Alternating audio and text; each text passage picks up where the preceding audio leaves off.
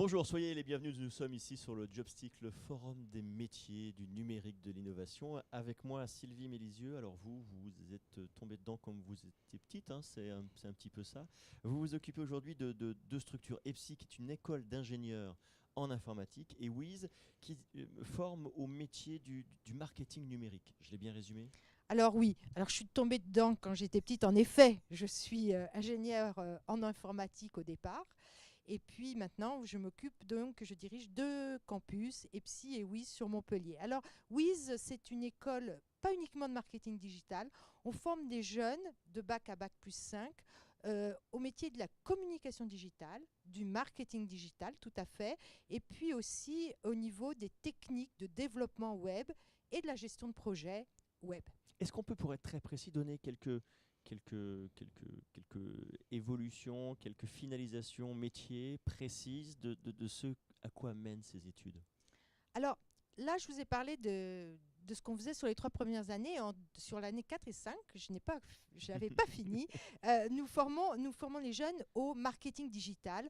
On voit apparaître le big data et toute cette collection de données, cette croissance de données fait qu'on a besoin de gens du marketing qui ont quand même une appétence pour la technique et qui vont être capables d'analyser ces D'avoir une données. vision aussi un peu commerciale et analytique Tout à fait. Et d'un mettre en sujet. œuvre des stratégies marketing suite à l'analyse des données qu'ils auront fait. Alors, votre métier, il est fascinant, puisqu'on le sait que on a à peu près 170 métiers qu'on ne connaît pas aujourd'hui qui existeront demain. Vous êtes vraiment au cœur de cette situation-là, parce que le numérique, le big data sont des choses qui évoluent. L'intelligence artificielle, on n'en parle même pas, mais qui évoluent à une vitesse folle.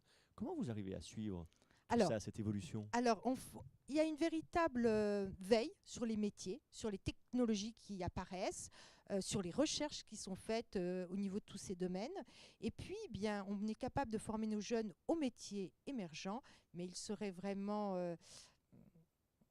Prétentieux, peu ouais. crédible de dire que nous allons les former aux métiers que nous ne connaissons pas encore. Sachant par contre qu'on est capable de les former aux métiers qui émergent comme des data scientists, des gens avec des compétences en intelligence artificielle, des gens qui savent travailler sur le big data. Voilà. De quoi on a besoin pour pouvoir être bon dans les métiers auxquels vous formez? Est-ce qu'il faut être un informaticien? On va peut-être essayer de balayer tout de suite l'image du geek qui passe ses journées devant son ordinateur. Alors voilà, un de mes, une de mes réflexions, c'est que les compétences techniques, avec les évolutions de la société à l'heure actuelle, sont vite obsolètes. Et qu'il n'y a pas besoin que de compétences techniques, mais qu'il faut surtout travailler, en tout cas pour nos apprenants, sur les soft skills, c'est-à-dire les qualités et les compétences personnelles des étudiants. Très bien. Alors, ça tombe très très bien. Je suis très heureux de vous recevoir parce que vous l'avez dit en ouverture de cette interview, vous êtes ingénieur, vous êtes une femme, et on regrette qu'il y ait peu de femmes justement dans les métiers du numérique, dans cette partie de développement. Selon vous, à quoi c'est dû? Est-ce que c'est quelque chose qui n'intéresse pas les femmes? On ne peut pas l'imaginer 2 secondes. Alors pourquoi? Pourquoi elles sont si peu représentées? Alors, je dirais que dans les métiers du numérique, faut différencier l'informatique. Là, oui, le développement, les ingénieurs systèmes, où il y a très peu de femmes. Ça, je vais essayer de trouver une explication, enfin, un semblant d'explication. Et puis après, la communication digitale, le marketing digital, là, sur des community managers, des gens qui font du marketing digital, stratégie digitale, il y a une population féminine tout à fait significative. Donc, Sur la première partie, pourquoi il y a pourquoi peu en de mixité? informatique?